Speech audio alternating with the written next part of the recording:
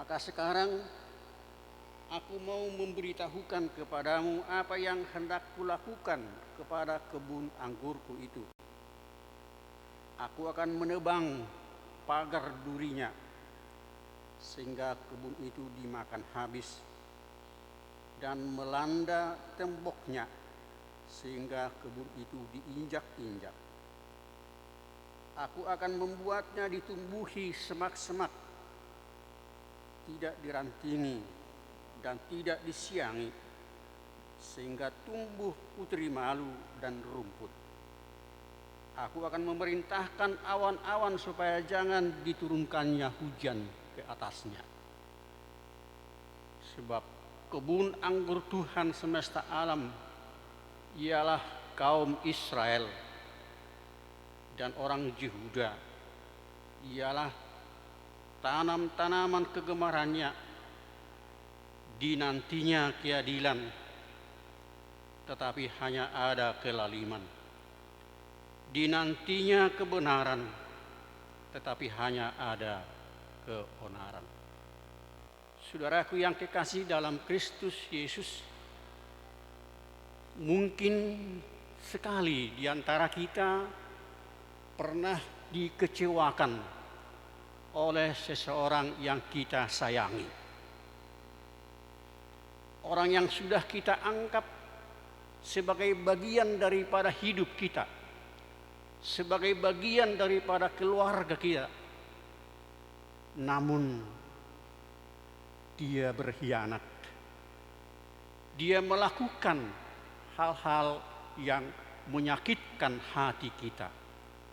Bahkan mungkin bisa kita katakan air susu dibalas dengan air tua. Tentu kekecewaan itu bisa memuncak kepada kemarahan.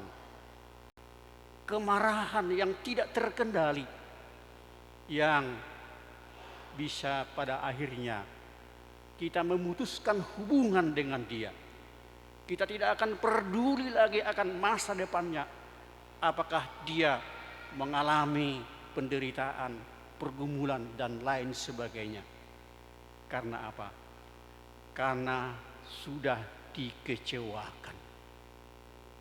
Demikianlah saudara-saudaraku yang kekasih dalam Kristus Yesus, umat Israel mengecewakan hati Allah. Betapa baiknya Allah berbuat di dalam cinta kasih-Nya, mendirikan negara yang merdeka setelah dibebaskan dari perbudakan Mesir. Allah memberikan berbagai berkat, bahkan saudara-saudara dikatakan Allah menyediakan tanah Kanaan di mana ada susu dan air madu. Sempurna disediakan oleh Tuhan. Dan untuk bimbingan rohani, Tuhan selalu mengutus nabi-nabinya, dan untuk memimpin ibadahnya supaya ibadah yang hidup dan ibadah yang segar, imam-imam yang takut akan Tuhan. Namun saudara-saudara, apa balasan yang diterima oleh Tuhan? Allah kecewa karena bangsa Israel pada masa Yesaya pertama ini adalah bangsa yang sudah berkhianat atas janji atau perjanjian yang mengatakan umat Israel adalah bangsa Allah dan Allah adalah Allahnya Israel, yang sudah disepakati bahwa orang Israel harus percaya hanya kepada satu Allah yang disebut dengan nama Yahweh. Tetapi apa yang terjadi saudara-saudara? Dalam perjalanan bangsa ini mereka terpengaruh oleh dunia sekitar. Dunia sekitar yang menyembah para ilah-ilah, para dewa Baal. Dan Israel memasukkan ibadah itu di rumah Tuhan sendiri.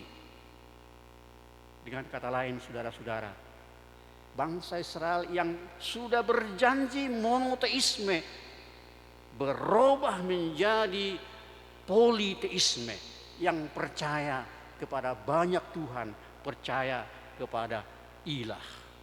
Padahal Tuhan sudah menyatakan bahwa kalau kamu setia percaya kepadaku, maka aku akan setia untuk membackup kehidupanmu, untuk memberikan segala kebutuhanmu. Namun bangsa Israel tidak memegang iman tersebut. Itulah yang digambarkan oleh Yesaya pasal 5 ayat 1 sampai 7 ini. Tadi dikatakan bahwa ada nyanyian kekasih, nyanyian yang menggambarkan bagaimana sebenarnya relasi metafora antara Allah dengan Israel, yaitu metafora kebun anggur. Sebagai seorang pemilik kebun anggur, Allah telah berusaha sedemikian rupa. Tadi dikatakan memilih lahan yang subur, lalu memilih bibit unggul, kemudian menjaga wilayah itu dengan pagar-pagar yang kokoh. Lalu ada lagi tempat penjagaan orang supaya bisa melihat jangan-jangan ada pencuri yang datang. Dan terakhir dikatakan Allah telah mempersiapkan tempat pengilangan untuk pemerasan buah anggur yang menjadi puncak daripada usaha si pemilik kebun ini. Tetapi apa yang terjadi, saudara-saudara? Ekspektasi yang sedemikian rupa berdasarkan karya yang besar justru tidak tercapai. Karena apa? Allah mengharapkan buah yang baik, anggur yang manis, namun hasilnya adalah anggur yang asam. Hati Tuhan kecewa. Lalu Tuhan bertanya, apakah yang akan aku lakukan kepada bangsa Israel ini? Aku akan mencabut segala pagar-pagar yang melindunginya, agar hewan-hewan liar memasuki, menginjak-injak kebun anggur itu, akan dibiarkan untuk dirusak. Allah tidak akan peduli lagi, karena hatinya sudah dikecewakan. Tuhan mengatakan, bangsa Israel adalah kebun anggurku. Aku berharap bangsa ini hidup di dalam keadilan dan kebenaran. Tetapi yang mereka lakukan adalah kelaliman dan keonaran. Saudara-saudara, ahli tata negara mengatakan, sebuah negara bila tidak ditemukan lagi keadilan dan kebenaran di tengah-tengah sebuah negara, maka hanya menunggu waktu negara itu akan bubar. Karena keadilan dan kebenaran itu menjadi perekat persatuan dari bangsa. Dan itulah yang terjadi, saudara-saudara, untuk bangsa Israel. Karena tidak ada lagi keadilan dan kebenaran, maka mereka menjadi bangsa yang bubar tanda kutip, karena tidak berapa lama mereka terbuang ke dalam kerajaan Babilonia. Mereka menderita di sana, mereka ditindas di sana, mereka berkeluh kesah, mereka menangis, mereka berteriak memohon pertolongan Tuhan. Saudara-saudara yang kekasih, yang paling menyakitkan hati Tuhan adalah Tuhan sudah diduakan. Padahal bagi Tuhan itu adalah dosa yang paling keji. Menduakan Tuhan itu adalah dosa yang paling keji.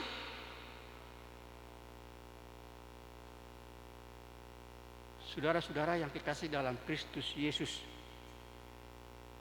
perbuatan Allah yang begitu baik justru dibalas dengan perbuatan-perbuatan yang tidak baik. Tuhan akan mencabut segala pagarnya. Tuhan bahkan akan menutup langit supaya tidak turun hujan. Kita tahu bahaya kalau hujan tidak turun, dan itu yang kita alami sekarang. Musim kemarau yang berkepanjangan menimbulkan mudahnya terjadi kebakaran. Di mana-mana di wilayah Indonesia sudah terjadi kebakaran hujan hanya karena puntung rokok yang dilempar di semak-semak, mengakibatkan ribuan hektar hutan terbakar dan membuat asap menebar dan mengakibatkan ispa. Bahkan saudara tetangga kita Malaysia sudah mengeluh karena asap tebal dari Indonesia sudah dihembuskan angin ke sana. Lihatlah, rumput-rumput sudah mengering. Bahkan pohon-pohon sudah mulai berguguran daunnya akibat daripada musim kemarau, di mana itu terjadi karena Tuhan menutup langit untuk tidak menurunkan hujan. Mudah-mudahan Tuhan mendengar doa orang-orang yang berdoa memohon hujan. Tadi dalam doa syafaat kita memohon solusi yang terbaik. Solusi yang terbaik hanya satu, yaitu turunnya hujan. Karena dengan turunnya hujan akan ada rasa nyaman. Saudara-saudara yang kekasih dalam Kristus Yesus, firman Tuhan yang disampaikan kepada bangsa Israel pada hari ini ditujukan kepada kita. Kita selalu mendengar bahwa gereja, persekutuan orang percaya adalah Israel yang baru. Jadi kita adalah Israel yang baru. Dengan kata lain, kita adalah kebun Allah, kebun anggur Allah yang baru di zaman ini. Sekarang pertanyaan, jangan-jangan nyanyian ini mengena dengan kehidupan persekutuan orang-orang Kristen di dunia ini. Karena apa? Karena gereja menutup mata terhadap kelaliman, ketidakadilan yang berlaku di tengah-tengah bangsa dan negaranya. Gereja tidak membuka suara untuk mengingatkan para hakim supaya mereka menjalankan hukum dengan adil. Jangan sampai hukum itu tumpul ke atas lalu tajam ke bawah. Yang membuat apa? Kalau tumpul ke atas, artinya para penguasa, orang-orang kaya tidak akan pernah terjamah keadilan. Tetapi orang-orang kecil, orang-orang yang tidak punya apa-apa selalu mendapat hukuman. Dan hakim mengatakan sesuai dengan pasal sekian Anda dihukum sekian tahun.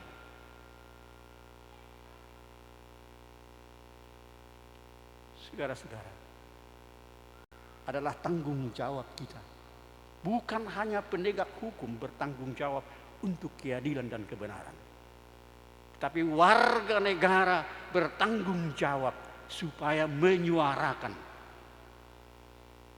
Kalau memang kita tahu ada penegak hukum yang tidak adil, kita berhak untuk bersuara mengingatkan mereka agar mereka mengingat sumpah jabatan yang mereka ucapkan itu, sehingga keadilan dan kebenaran itu sungguh akan berjalan.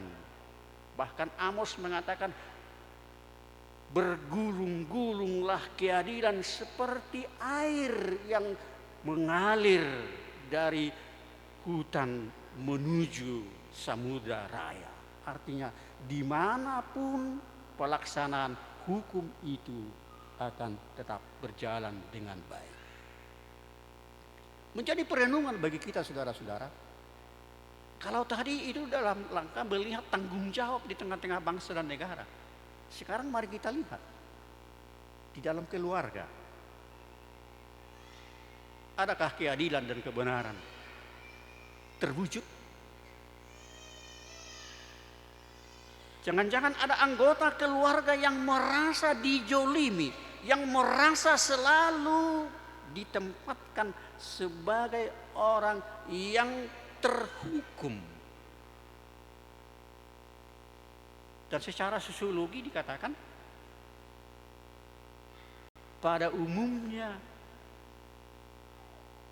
kaum wanita dan anak-anak itu yang lebih banyak mengalami ketidakadilan di dalam hidup keluarga. Tapi firman Tuhan pada saat ini memanggil, hai kaum bapak, hai kaum laki-laki, tegakkan keadilan dan kebenaran di dalam rumah tanggamu, dalam keluargamu. Karena itulah yang diinginkan oleh Tuhan.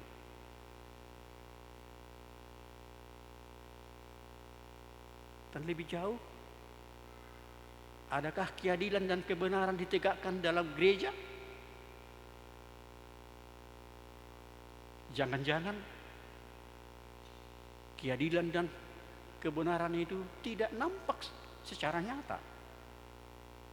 Ada pilih kasih, pilih tebang. Ketika ada orang melakukan perbuatan yang tidak sesuai dengan hukum Tuhan, yang hanya kena RPP, yaitu yang berselingkuh.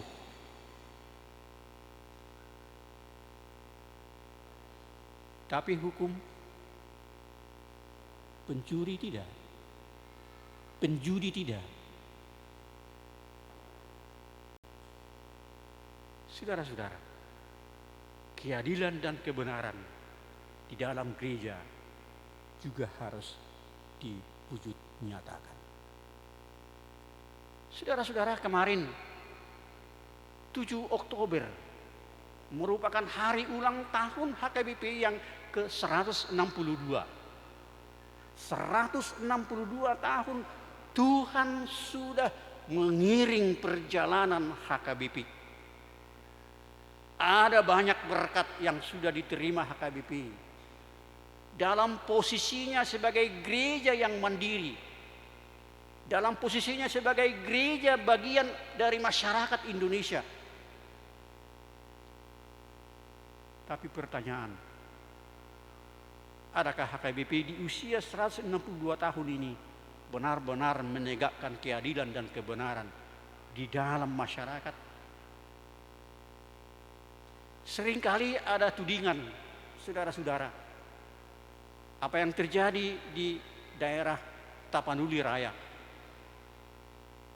Ketika terjadi pembabatan hutan oleh PT Inti Indorayon, HKBP tidak bersuara, tidak membuka suara untuk mengatakan ada undang-undang lingkungan hidup yang perlu dijaga. HKBP hanya senang menerima donasi dari perusahaan itu. Dan lihatlah sekarang akibatnya. Hutan pinus di Tapanuli Raya sudah hampir punah. Dan kekeringan demi kekeringan sudah terjadi. HKBP perlu introspeksi diri sebagai kebun anggur Allah yang sudah dipelihara 162 tahun agar benar-benar mewujudkan keadilan dan kebenaran. Mari kita sebagai warga HKBP yang berusia 162 tahun ini sungguh menjadi bagian yang bertanggung jawab demi menjaga keadilan dan kebenaran. Dan itulah yang akan mewarnai pelayanan kita ke masa depan lagi. Menunjukkan HKBP sebagai kebun anggur yang akan menghasilkan buah yang baik, buah yang manis. HKBP adalah saudara, HKBP adalah saya. Karena itu Anda dan sayalah yang disuruh untuk menghasilkan buah-buah yang baik itu. Dan ketika Tuhan melihat itu di dalam sikap perilaku kehidupan kita, maka Tuhan akan penuh dengan sukacita mengatakan, sungguh hai kamu warga HKBP adalah kebun anggur yang baik, yang sudah menghasilkan yang manis, yang menjadi kebahagiaan bagi diriku. Tuhan memberkati. Amin. Kita berdoa.